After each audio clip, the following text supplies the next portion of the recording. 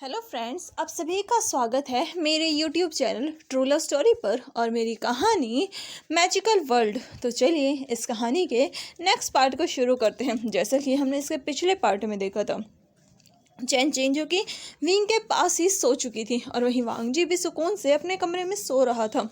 लेकिन नीमिंजू की नींदें उड़ चुकी थी क्योंकि विंग अक्सर रात को वांगजी से मिलने के लिए आता रहता था, जिस वजह से नीमिंजू का दिमाग खराब हो चुका था। वो वांगजी को बार बार पूछते थे कि आखिर उसके रूम में कौन आता है, लेकिन वांगजी हर बार यही कहता था कि उसे नहीं पता, उसके रूम में कोई भी अल्फा नहीं आता। और इससे नीमिंजू पूरी तरीके से फ्रस्ट्रेट हो चुके थे।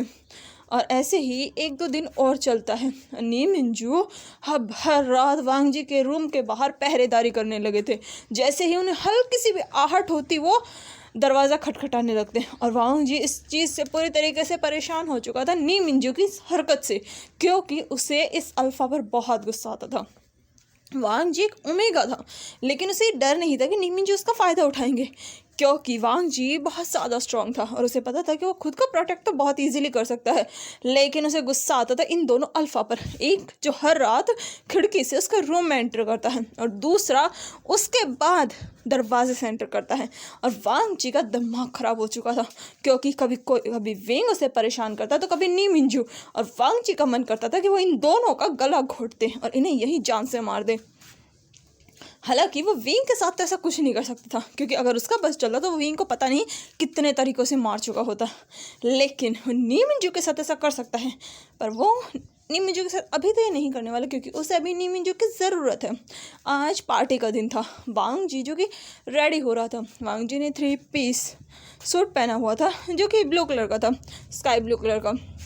वांगजी अच्छे से अपने आप को रेडी करता है। वांगजी के कपड़े बिल्कुल क्लाउड की तरह थे, ना तो वो ज़्यादा वाइट थे और ना ही ज़्यादा ब्लू थे, दोनों के बीच का कलर था।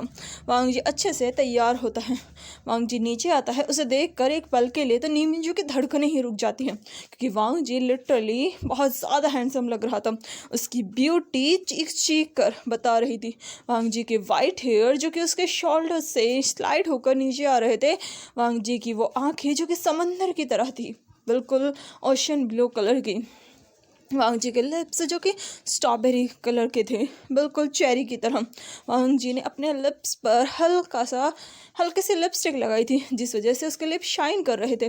वांगजी ने थोड़ा सा मेकअप किया था। उसकी उन नीली आँखों में उसने काजल लगाया था, जिससे उसकी आँखें और भी खूबसूरत लग रही थी। वांगजी ने कुछ एक्सेसरीज भी पहनी हुई थी, कुछ ज्वेलरीज भी पहनी हुई थी। वांगजी बहुत ज़्यादा ब्यूटीफुल लग रहा था। नीमिंजू वांगजी को देखकर हल्के से अपने दिल में पर हाथ रख कर कहते हैं, ये ओमेगा सच में बहुत ब्यूटीफुल है। हाँ, ये बोलकर नीमिंजू बस गहरी सांस लेते हैं। तभी वहाँ पर हुसैन भी आ जाता है। हुसैन तो जानता है कि वांगजी विंग का प्यार है और इसीलिए वो अपने फ्रेंड की चॉइस देखकर काफ़ी खुश था। वो सोच रहा था कि उसके फ्रेंड ने क्या चॉइस की है। ये ओमेगा तो सच में लाखों में नहीं करोड़ों में एक है। हुसैन बस अपने इस दोस्त की ब्यूटीफुल वाइफ की तारीफ कर रहा था अपने मन ही मन, क्योंकि अपने गगा के सामने तो ये नहीं कह सकता ना कि गगा ये विंग की चॉइस है, विंग का ओमेगा है। हुसैन कुछ सोचकर चुपके से वांगजी की पिक्चर लेता है और उसे विंग के पास भेजते हुए कैप्शन में लिखता है, ब्रदर आपकी वाइफ सच में एक फेरी है। और ये भेजकर वो वांगजी की तरफ देखने लगता है। वहीं वांगजी ये फील करता है कि दोनों अल्फ़ा उसे घूर घूर कर देखे जा रहे हैं और ये फील करके वांगजी को थोड़ा अजीब लगता है। लेकिन फिर वांगजी अपने इमोशंस पर कंट्रोल करता है और वो चलते हुए आराम से नीचे आता है। नीमिंजू अपना हाथ आगे बढ़ाते हैं क्योंकि वो वांगजी को अपने साथ लेकर जाने वाले थे पार्टी में। वांगजी भी उनके हाथ में अपने हाथ को डाल लेता है, लेकिन वो उनसे कोई भी स्किन कांटेक्ट नहीं करता। वांगजी की बीचिन स्पिरिट रूप में उसके साथ चलती है, क्योंकि वांगजी ने खुद बीचिन को अपने साथ आने के लिए कहा था, क्योंकि वो जानता था कि वहाँ पर कोई खतरा हो सकता है। बीचिन वांगजी के साथ ही चल रही थी। वो लोग कार में बैठते हैं और कार सीधा पार्टी हॉल के लिए निकल चुकी थी।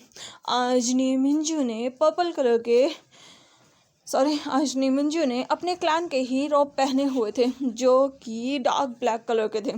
नीमिंजू काफ़ी ब्यूटीफुल लग रहे थे, वो भी बहुत ही स्टनिंग लग रहे थे। वो और निहोसैन दोनों उस पार्टी हॉल में पहुंचते हैं। निमिंजू वांग जी के साथ पार्टी में एंटर करते हैं। वांग जी को देखते ही हर अल्फ़ा की धड़कनें रुक रही थी, क्योंकि वांग जी इतना ब्यूटीफुल जो था। सारे अल्फ़ा बस वांग जी की ब्यूटी को देख रहे थे और उसे एडमायर कर रहे थे। हर किसी के दिल में बस एक ही चीज़ थी कि काश ये ओमेगा उनका होता। लेकिन उसे नीमिंजू के साथ देखकर किसी की भी हिम्मत नहीं हो रही थी कि वो वांग जी को जाकर अप्रोच भी करें, क्योंकि नीमिंजू किसी नॉर्मल फैमिली से बिलोंग नहीं करते थे। वो नी फैमिली के हेड थे और उनकी ताकत का अंदाज़ा कितना हो सकता है ये कोई नहीं जानता था। नीमिंजू की फिजिकल स्ट्रेंथ बहुत ज़्यादा थी और आज तो अपनी बादशाह को अपने साथ लेकर घूम रहे थे। बादशाह जो कि स्वॉर्ड उनकी बेल्ट में टकी हुई थी, वो हल्की हल्की शेक कर रही थी, जैसे अपने मास्टर के एंगर को, उनकी पावर को रिप्रेजेंट कर रही हो। वहीं वांग जी जो कि नीमिंजू के साथ इस पूरी पार्टी में घूम रहा था। वांग जी फिर एक कोने में चला जाता है। वो नीमिंजू से थोड़ा एक्सक्यूज़ करता है।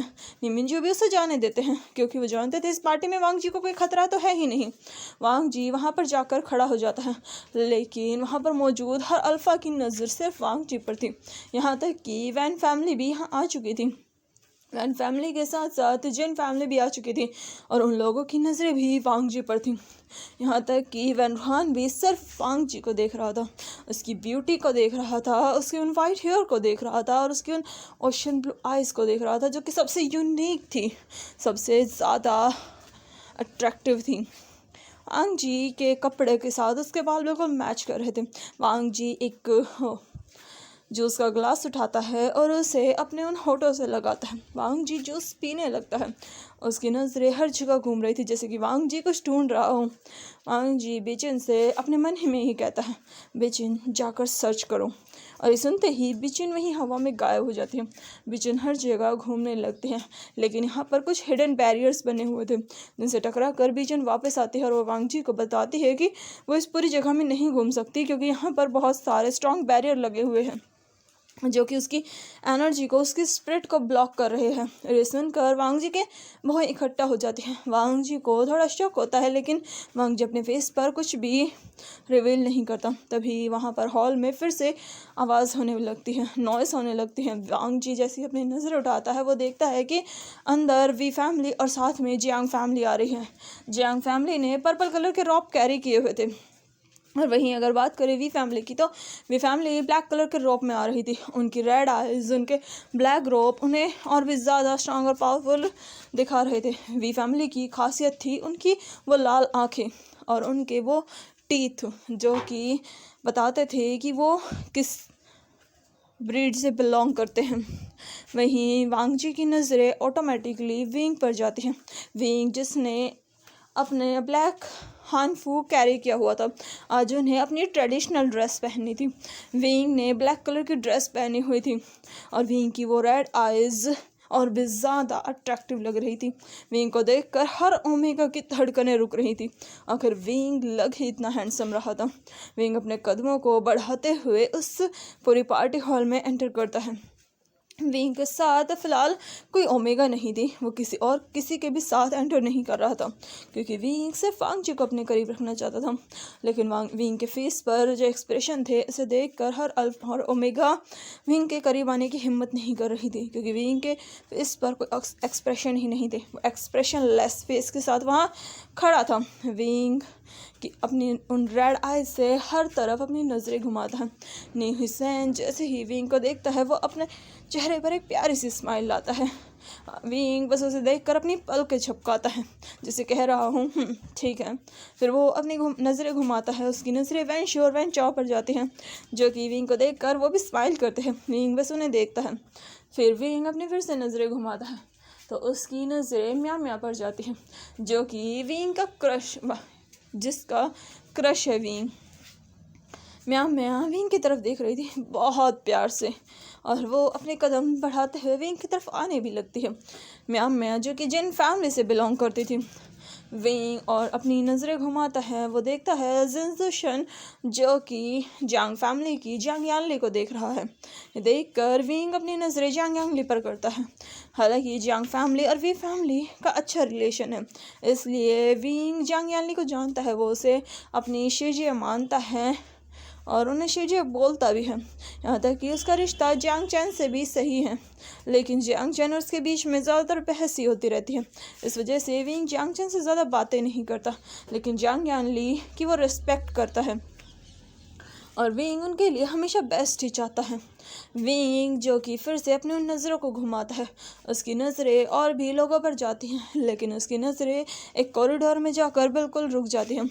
उसकी नज़रें वांग जी पर जाती हैं। वांग जी जो कि वहाँ बैठकर आराम से जूस पी रहा था। वांग जी ने अपनी नज़रें विंग से हटा ली थी, लेकिन उसे फील हो रहा था कि विंग उसे ही देख रहा है।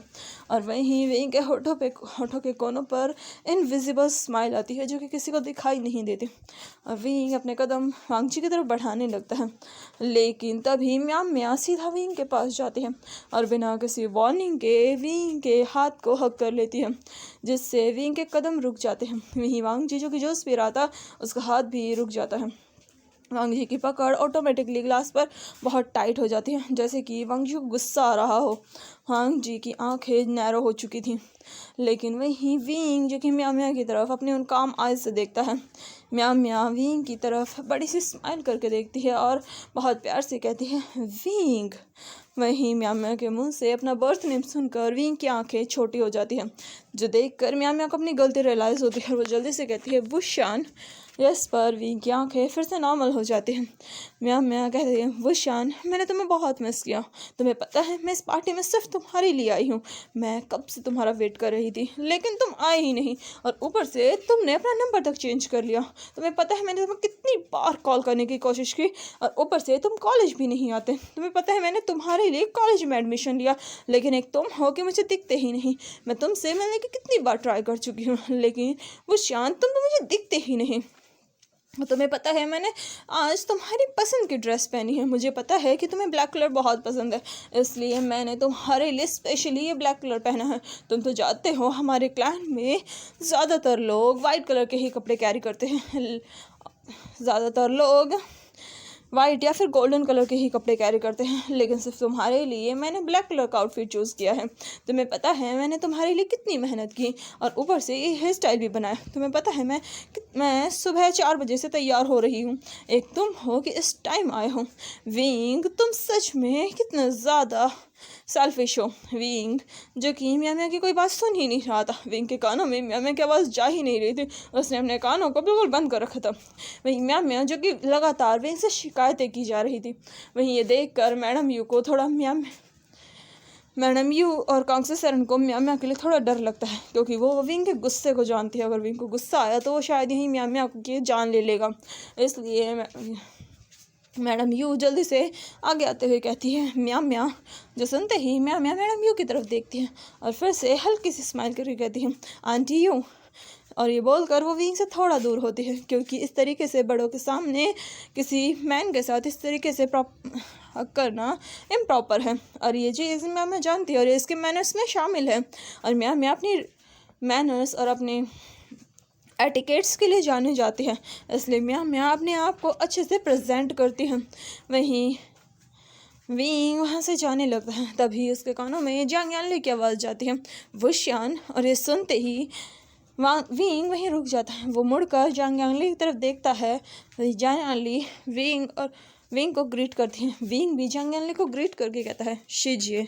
जो सुनते ही जांग यानली स्माइल करती है और वो उसे कहती है लगता है कि अब मुझे तुम्हें बाकियों की तरह वुशान बोलने की ज़रूरत नहीं है। जिस पर विंग सिर्फ अपनी पलकें चिपकाता है। फिर जांग यानली कहती है लगता है आइंग बहुत बड़ा हो गया है। जिस पर विंग बस जांग यानली की तरफ देखता है। ये देखकर जांग यानली कहती है क्या तुम थोड़ा बिजी हो।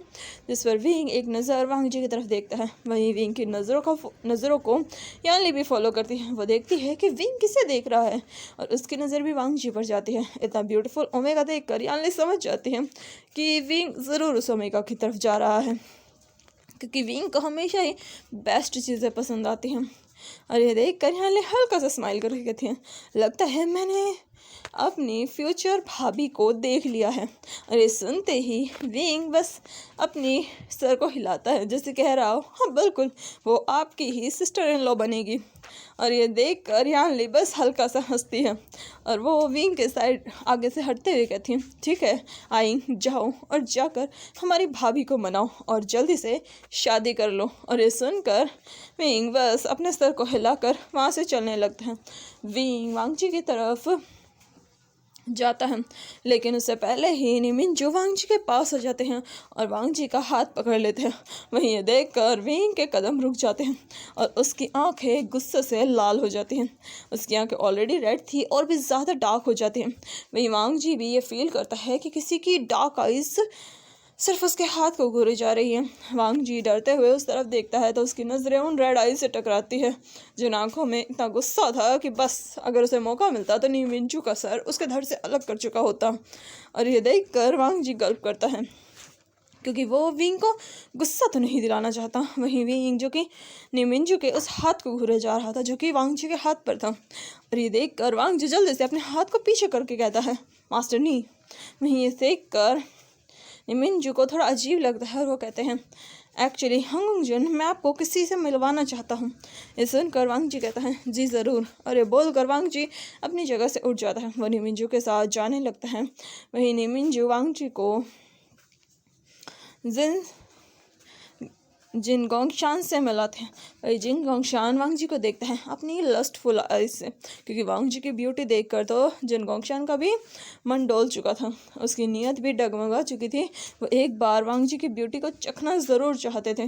वहीं वैन रूहान चूँकि वांगजी को नॉर्मली देखता है उसकी आंखों में वांगजी के लिए ना ही कोई लस्ट थी ना ही कुछ और। वो नॉर्मली वांगजी को देख रहा था लेकिन वो वांगजी के उन वाइट हेयर्स और इन सब में थोड़ा इंटरेस्टिंग था। वो वांगजी को ग्रीट करता है वांगजी भी उसे ग्रीट बैक करता है। फिर वैन रूहान वांगजी से पूछता है तो आप हंगजुन हैं। जिस पर वांगजी उन्हें ग्रीट करके कहता है यस मेरा नाम हंगजुन है। फिर वैन रूहान वांगजी से पूछता है कि आप मुझे बता सकते हैं कि आप किस फैमिली से बिलोंग करते हैं क्योंकि आप थोड़े यूनिक लग रहे हैं। ये सुनकर वांगजी अपने उन हेयर को टच करता है क्योंकि सबसे यूनिक चीज़ें उसके हेयर और उसके आइज़ हैं।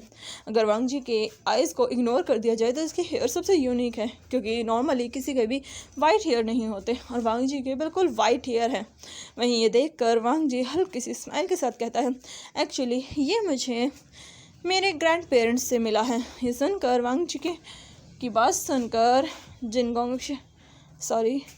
वैन रूहान थोड़ा कंफ्यूज होता है। वहीं ये देखकर वांगजी हल्के से स्माइल के साथ कहता है एक्चुअली मेरे जो ग्रैंड पेरेंट्स थे उनके हेयर्स वाइट थे इस वजह से मेरे भी हेयर वाइट हैं हालांकि मेरे पेरेंट्स के हेयर नॉर्मल हैं। ये सुनकर वैन रूहान कहता है ओह ऐसी बात है क्या आप अपनी फैमिली के बारे में बता सकते हैं। जिस पर वांगजी कहता है मेरी फैमिली कोई ज़्यादा बड़ी नहीं है बल्कि मैं एक छोटी सी फैमिली से आता हूँ।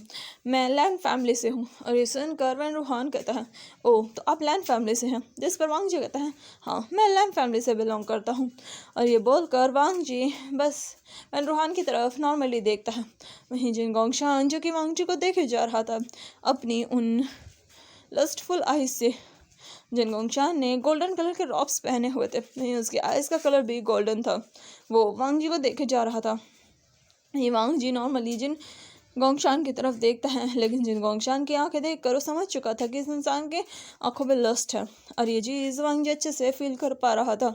लेकिन वांगजी इस चीज़ को इग्नोर करता है। वांगजी वहाँ से जाने लगता है और वो निमिंजू से कहता है मास्टर नी मुझे कुछ काम है। ये सुनकर निमिंजू भी उसे जाने की इजाज़त देते हैं क्योंकि वो भी जिन गोंगशान की उन लस्टफुल आइज़ को फील कर पा रहे थे जो कि वांगजी पर थी। अगर उनका बस चलता तो वो खुद ही जिन गोंगशान की जान ले लेते लेकिन वो ऐसा नहीं कर सकते क्योंकि जिन फैमिली उनसे ज़्यादा पावरफुल है। अगर उन्होंने ऐसा कुछ भी किया तो उनकी पूरी नई फैमिली को इस चीज़ का भुगतान करना पड़ेगा। इसलिए निमिंजू खुद को रोकते हैं। वहीं वांगजी वहाँ से बाहर आता है। वो उस हॉल से थोड़ा दूर आता है कॉरिडोर में आता है। वांगजी वहाँ खड़ा हो जाता है। वांगजी अपने दिल पर हाथ रखता है और जिन गोंगशान को कोसते हुए कहता है, वो बुढ़ा किस तरीके से मुझे घूरे जा रहा था, आखिर उसकी नीयत थी ही कैसी, उसे बिल्कुल भी शर्म नहीं आती। मैं उसकी बेटे की उम्र का हूँ, लेकिन नहीं, उसे मुझे भी इतनी लस्टफुल आइज से देखना था। मेरा मन कर रहा था कि मैं उसकी आंखें नोच लूँ, लेकिन अगर मेरा काम पूरा नहीं हो जाता ना, तब तक तो मैं कुछ नहीं कर सकता। लेकिन उसके बाद मैं इस इंसान को छोड़ूंगा नहीं, इसे इतनी बुरी मौत मारूंगा कि इसको देख कर खुद यमराज भी कौप उठेगा। और वांग जी जो कि जिन गोंगशान पर गुस्सा किया जा रहा था, लेकिन इस चीज़ से अनजान के कोई इसकी बातें सुन रहा है। तभी पीछे से कोई इसे अपने एम्ब्रेस में कैद करते हुए कहता है, और रियली डियर, अगर मैं तुम्हारे सामने आया तो तुम मेरी हालत कर दोगे। और ये सुनकर वांग जी की जो नसें थी वो खड़ी हो जाती हैं। वांग जी की गुस्से से आंखें जो नीली थी वो लाल में होने लगती हैं। वांग जी दांत पीसते हुए कहता है, अपने हाथ हटाइए। और ये चीज़ वांग जी ने अपने गुस्से को कंट्रोल करते हुए कही थी। जिन गोंगशान जो कि वांग जी को और भी टाइटली पीछे से ग्रैब करते हुए कहते हैं, और डियर, जब से मैंने तुम्हें देखा है, तुम्हारी इस ब्यूटी को देखा है, मैं तो तुम्हारे पीछे क्रेजी हो चुका हूँ। तुम्हारे ये वाइट लॉन्ग हेयर मुझे किसी की याद दिलाते हैं। ये सुनकर वांग जी की आंखें नैरो हो जाती हैं और वांग जी पलट कर कहता है कि क्या कहा आपने। जिस पर जिन गोंगशान वांग जी के हेयर्स को अपने हाथ में ग्रैब करते हुए कहते हैं, वही जो तुमने सुना डियर, अगर तुम सब कुछ जानना चाहते हो तो मैं तुम्हें सब कुछ बता सकता हूँ। मेरे सुनकर वांग जी कहता है, क्या क्या क्या जानते हैं आप सब कुछ, बताइए मुझे। जिस पर जिन गोंगशान वांग जी के थोड़ा और करीब आते हैं। वांग जी पीछे होता है और वो अभी बिल्कुल रेलिंग से टकरा चुका था, इस वजह से पीछे जाने की जगह नहीं थी, वरना वांग जी पीछे गिर जाता। ये देख कर जिन गोंगशान अपना हाथ दोनों तरफ वांग जी के दोनों तरफ रखते हैं और वांग जी की तरफ झुकते हुए कहते हैं, वही डियर जो तुम जानना चाहते हो। आई नो, शायद तुम किसी को सर्च कर रहे हो और तुम्हारी वाइट हेयर मुझे किसी की याद दिलाते हैं, किसी ऐसे की जिसे मैं कभी नहीं भूल सकता। और तुमने बाहर पार्टी में जो झूठ बोला अंदर पार्टी में, वो झूठ मैं तुम्हारी बातों से ही पहचान चुका था। तुमने कहा ये हेयर तुम्हारे ग्रैंड पेरेंट्स की निशानी है। हाँ, ये तुम्हारे ग्रैंड पेरेंट्स की निशानी तो है, लेकिन तुम्हारे पेरेंट्स के भी हेयर वाइट ही थे। और मैं तुम्हारी हर सच्चाई जानता हूँ, तुम्हारी इन नीली आँखों की और तुम्हारे इन सफ़ेद बालों की, और साथ में तुम्हारी इस ब्यूटी की जिसका मैं कायल हो चुका हूँ। और अगर तुम मुझसे सारी और सच्चाई जानना चाहते हो कि मुझे सब कैसे पता, और जिन्हें तुम ढूंढ रहे हो मैं तुम्हें उनका पता भी बता सकता हूँ, लेकिन उसके लिए तुम्हें कीमत चुकानी पड़ेगी जान। और ये सुनते ही वांग जी की आंखें बड़ी बड़ी हो जाती हैं। वांग जी अपने हाथों से जिन गोंगशान के ऊपर एक वार करता है और जिन गोंगशान वांग जी से 4 कदम पीछे हो जाते हैं। लेकिन वांग जी ने इतना पावरफुल अटैक किया, लेकिन जिन गोंगशान पर ज़्यादा असर नहीं पड़ा। तभी जिन गोंगशान वांग जी को देखकर हल्का सा हंसते हुए कहते हैं, ओ डियर, मुझे पता था तुम ऐसी हरकतें करोगे। आखिर तुम्हारा खून भी तो वही है जो तुम्हारे माँ बाप का खून है। मैंने जो तुम्हारी माँ को अप्रोच किया था तब उसकी भी यही हरकतें थी, और जब मैंने उसके ओमेगा बेटे को अप्रोच किया तो उसकी भी यही हरकतें हैं। तुम दोनों माँ बेटे एक जैसे हो। ये सुनते ही वांग जी गुस्से से कहता है, कहाँ है मेरे पेरेंट्स। और ये सुनते ही जिन गोंगशान हंसते हुए कहता है, हाँ, कितनी जल्दी है तुम्हें उनसे मिलने की, लेकिन उनसे मिलने की कीमत तो तुम्हें चुकानी पड़ेगी ना, और तुम बिना कीमत चुकाए उनसे मिलना चाहते हो। ये कैसे हो सकता है, तुम तो फ्री में ही मिठाई खाने की बात कर रहे हो जान। इसके पैसे तो तुम्हें देने पड़ेंगे और इसकी कीमत तुम बहुत अच्छे से जानते हो। मेरी प्यास बुझाओ और मैं बदले में तुम्हें तुम्हारे पेरेंट्स को देखने का मौका दूंगा। और ये सुनते ही वांग जी कहता है, वो तो तब ना जब तुम यहाँ से जिंदा बचकर जाओगे। और ये सुनते ही जिन गोंगशान जोर जोर से हंसते हुए कहता है, और रियली तुम्हें लगता है कि तुम मुझे मार सकते हो या तुम मुझे कुछ नुकसान पहुँचा सकते हो। ज़रा खुद को ध्यान से देखो, तुम अभी पूरी तरीके से इन्वॉल्व भी नहीं हुए हो, तुम्हारी पावर अभी भी हाफ है और तुम्हारे अंदर से तुम्हारी आधे से ज़्यादा पावर मैं खींच चुका हूँ। और ये सुनते ही वांग जी की आंखें बड़ी हो जाती है और वो कहता कि क्या वो तुम थे। जिस पर जिन गोंगशान कहता है, हाँ बिल्कुल, वो मैं ही था और मुझे यकीन नहीं हो रहा कि तुम मेरी कैद से भाग गए। लेकिन तुम तो भाग गए, पर तुम्हारे पेरेंट्स नहीं भाग पाए। अपने बच्चों को बचाने के लिए वो खुद मेरी कैद में आ गए, लेकिन सिर्फ अपने एक बेटे को ही आज़ाद कर पाए। और उनका बेटा वहाँ से भाग गया, आराम से अपनी ज़िंदगी जीने लगा। उसे तो अपने पेरेंट्स के ख्याल ही नहीं, उसे तो ये भी नहीं पता कि उसके माँ बाप किस हालत में हैं, शायद वो मरने की कगार पर हो। और ये सुनते ही वांग जी दांत पीसने लगता है। वहीं जिन गोंगशान ये बोलकर ज़ोर ज़ोर से हंसने लगते हैं और फिर वो अपना पैर पटकते हैं। अचानक जिन गोंगशान की बॉडी चेंज होती है और जिन गोंगशान के पीछे 9 टेल आती है। और ये देखते ही वांग जी की आंखें बड़ी हो जाती है और चिल्ला कर कहता है, तुम घटिया इंसान, तुमने मेरे क्लैन की पावर्स अब्सॉर्ब की, मैं तुम्हें जिंदा नहीं छोड़ूंगा। ये सुनते ही जिन गोंगशान हंसते हुए कहता है, अगर तुम चाहो तो मुझ पर वार कर सकते हो, लेकिन क्या तुम एक साथ 9 टेल फॉक्स की पावर्स का सामना कर सकते हो? मेरे पास तुम्हारे क्लैन के 9 लोगों की ताकत है, जिसमें तुम्हारा छोटा भाई, तुम्हारे पेरेंट्स शामिल हैं। सोच लो, क्या तुम उन लोगों की पावर्स का एक साथ सामना कर सकते हो? तुम तो सिर्फ अकेले हो जिसके पास सिर्फ उसकी आधी पावर है, क्योंकि तुम्हारी आधी पावर मैंने बचपन में ही तुमसे छीन ली थी। और ये बोलकर जिन गोंगशान वांग जी की तरफ बढ़ने लगते हैं। वो जैसे ही वांग जी के ऊपर वार करते हैं, वांग जी भी उनका डटकर सामना करता है। उसके सामने बीचेन खड़ी हो जाती है और वांग जी बीचेन से उसके हर वार को काटने लगता है। ये देख कर जिन गोंगशान हंसते हुए कहता है, हाँ, तुम लगता है अपनी फैमिली में सबसे पावरफुल हो, इसी वजह से तुम्हारी ताकत इतनी ज़्यादा है। लेकिन चिंता मत करो, जब मैं तुम्हें चख लूँगा, पूरी तरीके से अपनी प्यास बुझा लूँगा, उसके बाद मैं तुमसे तुम्हारी पावर भी छीन लूँगा। और ये बोलते हुए वो वांग जी पर अटैक करने लगते हैं। वही वांग जी जो कि उसके हर अटैक का सामना कर रहा था, लेकिन वांग जी वहाँ अपनी आधी ताकत के साथ ही खड़ा था। और जिन गोंगशान जिसके पास उसी के क्लैन की 9 लोगों की ताकत थी और साथ में अपने क्लैन की भी ताकत, वो उन सब से वांग जी पर अटैक किया जा रहा था। वांग जी अब कमज़ोर होने लगा था। वांग जी अपने दूसरे वेपन को समन करता है जो कि जिदर था। वांग जी जिदर की पावर का इस्तेमाल करता है। जिदर भी अपने ही ह्यूमन फॉर्म में आ जाता है, जो कि एक मेल था। वो भी बिल्कुल वांग जी की तरह ही दिखता था। वो भी और वो तीनों मिलकर जिन गोंगशान से लड़ने लगते हैं, लेकिन वो जिन गोंगशान उन पर भारी पड़ रहा था। ये देख कर वांग जी कहता है, तुम्हें क्या लगता है तुम मुझे हरा दोगे? बिल्कुल भी नहीं, अगर मुझे अपनी जान भी देनी पड़ी ना, तब भी मैं तुम्हें मार डालूंगा। इसे सुनकर जिन गोंगशान कहते हैं, और रियली लगता है तुम खुद की जान देकर मुझे मारना चाहते हो, लेकिन तुम गलती कर रहे हो। अगर मैं खुद मरा तो मेरे साथ साथ इस हॉल में जितने भी लोग मौजूद हैं, मैं उन सबको मार दूंगा, क्योंकि मैं अकेला ब्लास्ट नहीं होऊंगा, मेरे साथ साथ ये पूरी जगह ब्लास्ट हो जाएगी। और ये बोल कर वो हंसने लगता है। ये देख कर वांग जी का गुस्सा आउट ऑफ कंट्रोल हो चुका था।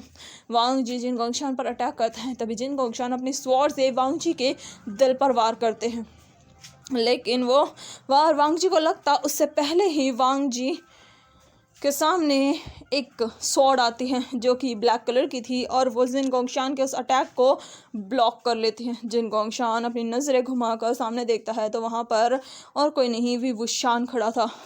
विंग की आंखें गुस्से से लाल हो चुकी थी। वांग जी के माउथ से ब्लड आ रहा था। वांग जी इंजर्ड हो चुका था और वहीं विंग गुस्से से बिल्कुल पागल हो चुका था। वांग जी की 9 टेल्स बाहर आ चुकी थी, उसकी 9 पूंछें बाहर आ चुकी थी, साथ में उसके वो लंबे लंबे सॉफ्ट कान भी बाहर आ चुके थे। वांग जी अपनी फॉक्स फॉर्म में आने वाला था। वांग जी के चिक्स पर हल्की हल्की उसकी वो मूछें आ चुकी थी जो कि लोमड़ी की होती है।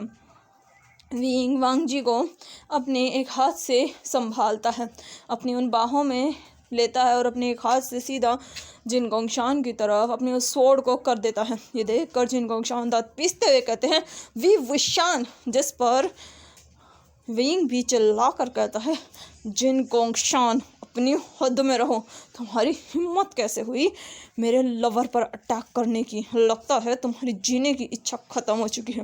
ये सुनकर जिन गोंगशान हंसते हुए कहते हैं, ओह, तो ये छोटा सा खरगोश तुम्हारा लवर है, ये लोमड़ी तुम्हारा लवर है। और ये सुनकर विंग की जो रेड आइज थी वो और भी ज़्यादा डार्कली शाइन करने लगती है। वहीं ये देख कर जिन गोंगशान कहते हैं, तुम भले ही अपनी उन लाल आंखों से किसी को भी डराते हो, लेकिन भूलो मत तुम्हारी फैमिली की रैंक मेरी फैमिली से नीचे है। मैं तुमसे ज़्यादा पावरफुल हूँ। ये सुनकर विंग के चेहरे पर एक तिरछी स्माइल आती है और वो कहता है, क्या तुम्हें ये लगता है कि तुम ये सब बोलकर मुझे हरा सकते हो जिन गोंगशान? और ये बोलते हुए विंग अपनी उन पावर को रिलीज़ करता है। देखकर जिन गोंगशान विंग की तरफ अपनी आंखें बड़ी करके देखते हैं और वो विंग पर वार कर देते हैं। विंग भी उसके उन अटैक्स को ब्लॉक करने लगता है।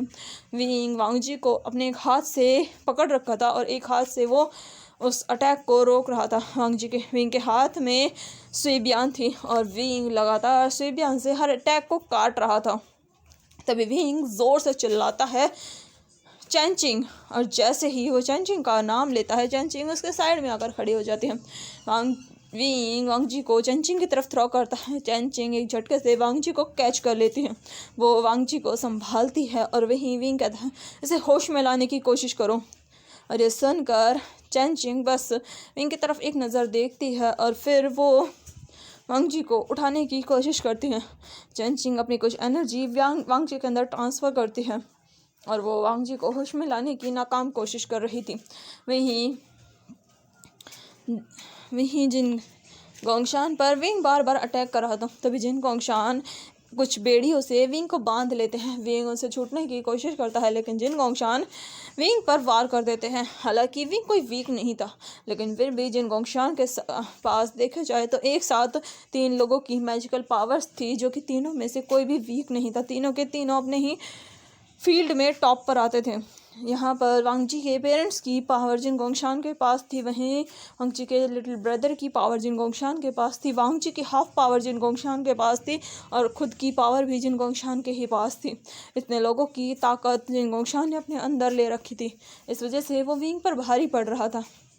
विंग जिन गोंगशान को हराने की कोशिश कर रहा था। वहीं जिन गोंगशान एक नज़र वांग जी की तरफ देखता है। उसे वांग जी मिल चुका था और वो किसी भी कीमत पर वांग जी को यहाँ छोड़ने वाला नहीं था।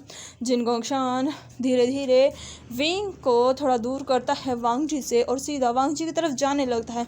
वो इस तरीके से जा रहा था कि किसी को भी एहसास नहीं हो रहा था। जिन गोंगशान कुछ ही देर में वहाँ पहुँच जाता है। वो अपने हाथ से एक और स्वॉर्ड निकालता है और सीधा चैनचिंग की तरफ वार कर देता है। ये देखकर चैनचिंग स्वॉर्ड को रोक देती है और वो वांग जी को टाइटली होल्ड कर लेती हैं और जिन गोंगशान की तरफ डेथ ग्लेयर देने लगती है। जिन गोंगशान एक साथ उन दोनों पर वार कर देता है। विंग जो कि उन बेड़ियों से बंधा हुआ था, विंग खुद को छुड़ाने की कोशिश कर रहा था। विंग को उन बेड़ियों से छूटने में सिर्फ कुछ ही सेकंड का टाइम चाहिए था। विंग 2 सेकंड में उन बेड़ियों को काट देता है और जिन गोंगशान के पास इतना ही टाइम काफ़ी था चैनचिंग को हराने के लिए। वो एक साथ चैनचिंग पर वार कर देता है। चैनचिंग जिन गोंगशान की उन 15 स्वॉर्ड्स को एक साथ रोक लेती है, लेकिन इसमें उसे अपने दोनों हाथों का इस्तेमाल करना पड़ता है, जिस वजह से उसके हाथ वांग जी पर ढीले पड़ जाते हैं। उसका ध्यान जैसे ही भटकता है, जिन गोंगशान इस मौके का फ़ायदा उठाता है और वांग जी को एक चेन से अपनी तरफ खींच लेता है। ये देखकर चैनचिंग ज़ोर से चिल्लाती है, विंग! और वहीं विंग भी ये देखकर ज़ोर से चिल्लाता है, वांग जी! लेकिन तब तक जिन गोंगशान वांग जी को अपने कैद में ले चुका था, वो वांग जी को उन बेड़ियों से बांधता है और वहाँ पर हवा में गायब हो जाता है। ये देखकर वांग जी ज़ोर से वांग जी की तरफ भागने लगता है जिन गोंगशान को रोकने के लिए, लेकिन तब तक जिन गोंगशान वहाँ से गायब हो चुका था। और ये देखकर विंग गुस्सा से चिल्लाता है, जिन गोंगशान, मैं तुम्हें जिंदा नहीं छोड़ूंगा। तुमने बहुत बड़ी गलती कर दी है और इस गलती की सज़ा तो सिर्फ तुम्हें ही नहीं, तुम्हारे पूरे क्लैन को भुगतनी पड़ेगी। और ये बोलते हुए विंग गुस्से से पूरी तरीके से पागल हो चुका था। वहीं गुस्सा सिर्फ विंग को ही नहीं बल्कि चैनचिंग को भी आ रहा था, क्योंकि उसकी नाक के नीचे से जिन गोंगशान वांग जी को ढक ले गया। हालांकि इसमें चैनचिंग का वांग जी के साथ कोई कनेक्शन नहीं था, लेकिन इनडायरेक्टली देखा जाए तो वो उसके मास्टर के लव को उठाकर लेके गया है और ये चीज़ चैनचिंग को भी गुस्सा दिला रही थी। विंग गुस्से से चिल्ला रहा था। ये देखकर चैनचिंग विंग को थोड़ा शांत करती है और उसे दिमाग से काम लेने के लिए कहती है। विंग थोड़ी देर में खुद को शांत करता है और फिर वो लोग पार्टी में आते हैं। विंग वहाँ से चला जाता है।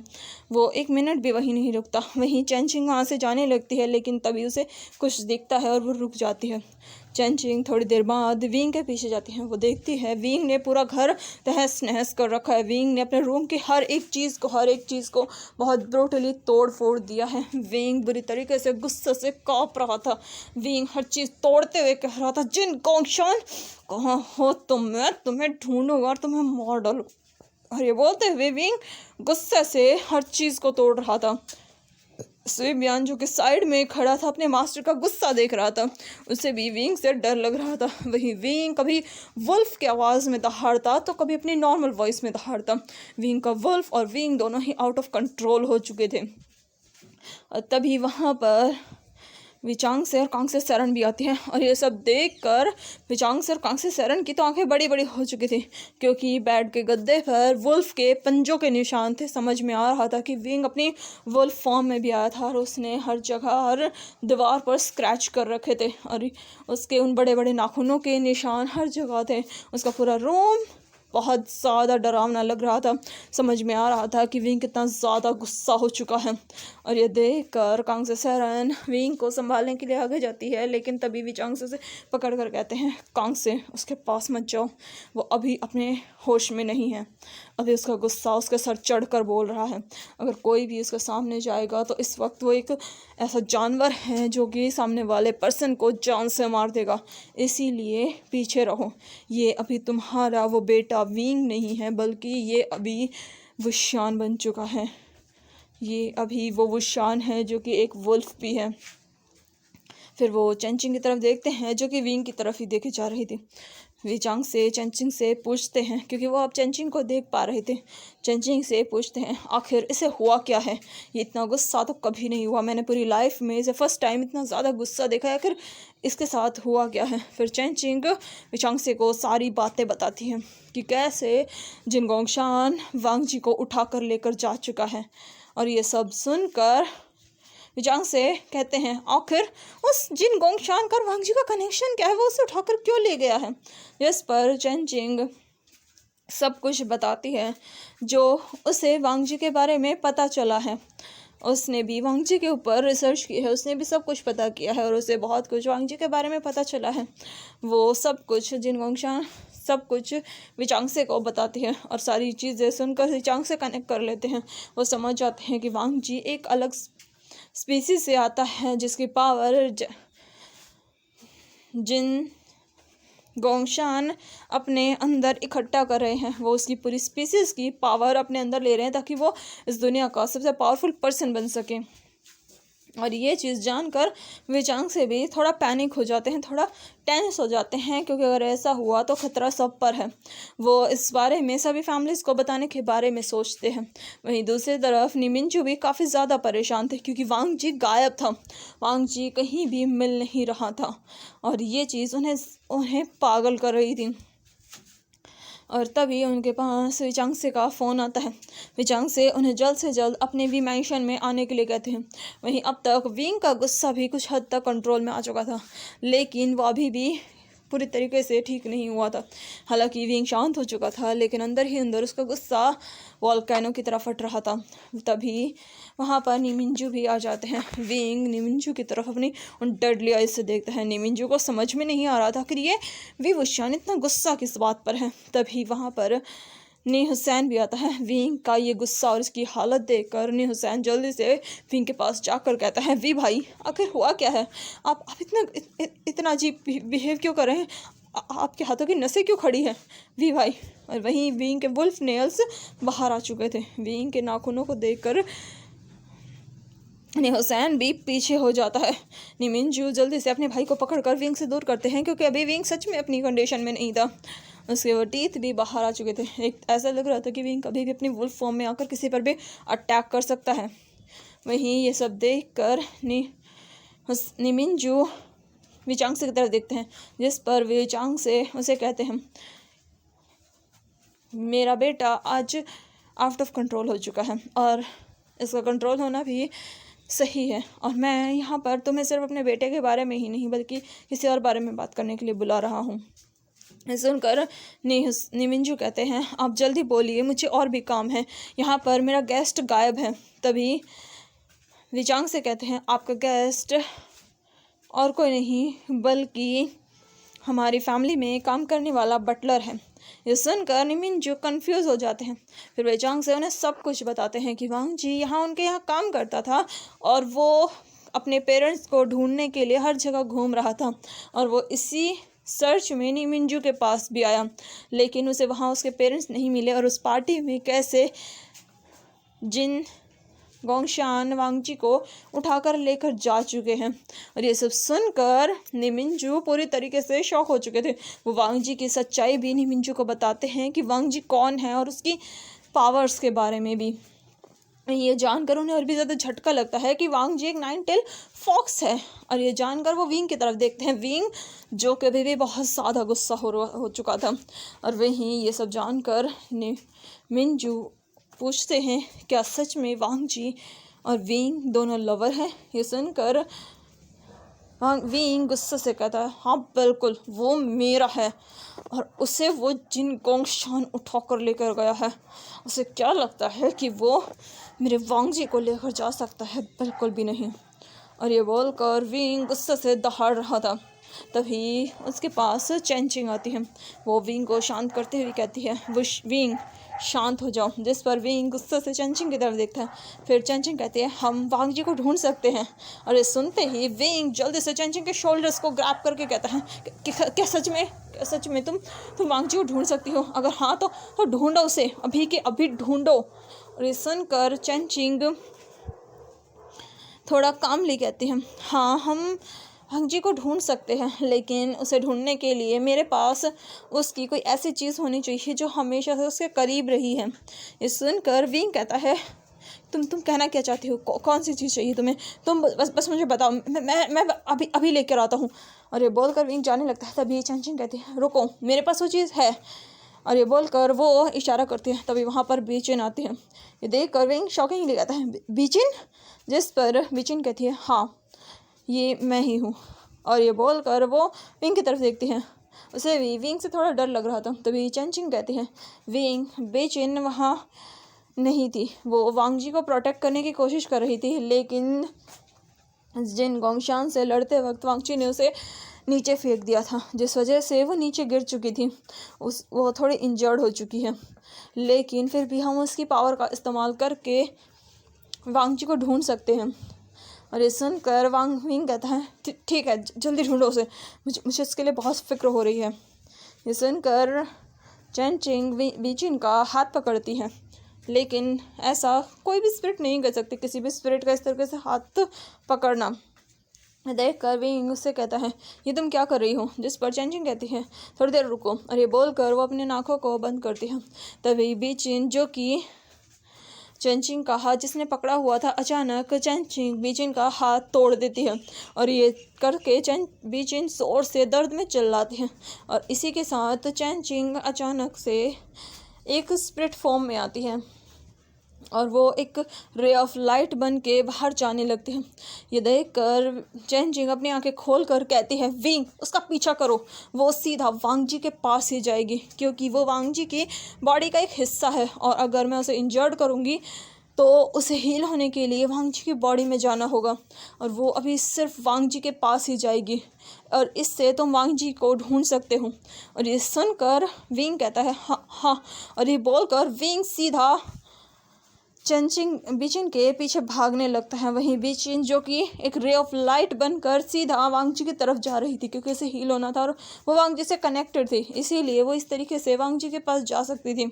उसकी अनकॉन्शियस स्टेट उसे वांग जी के पास खींच रही थी और विंग उसका पीछा कर रहा था। बीचिन बहुत स्पीड से वांग जी के पास जा रही थी और विंग बहुत स्पीड से कार चला रहा था। उसके पीछे पीछे और भी कार्स आ रही थी।